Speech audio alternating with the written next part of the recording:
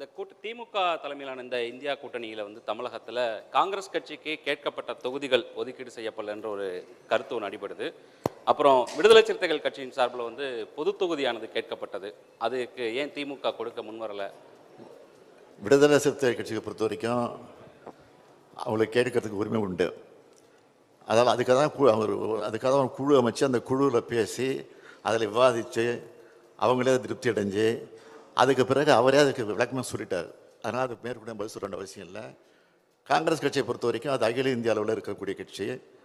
அதனால் மற்ற மாநிலங்களுக்கு இருக்கிற பிரச்சனையெல்லாம் அவங்க சரி பண்ணிவிட்டு தமிழ்நாட்டில் இருக்கக்கூடிய கூட்டணியோட பேசுவதற்கான கொஞ்சம் காலதாமதமாச்சு. அதையும் சுமூகமாக தான் முடிச்சிருக்குமே தவிர வேறு ஒன்றும் இல்லை. ரெண்டு பேரும் உட்கார்ந்து பேசி ஆறாமரை பேசி பொறுமையாக தான் முடிச்சிருக்கோம் தவிர அவசரப்பட்டு ஆத்திரப்பட்டு அல்லது ஏதோ கோபதாபம் ஏற்பட்டு அப்படி முடிச்சதுங்கிறது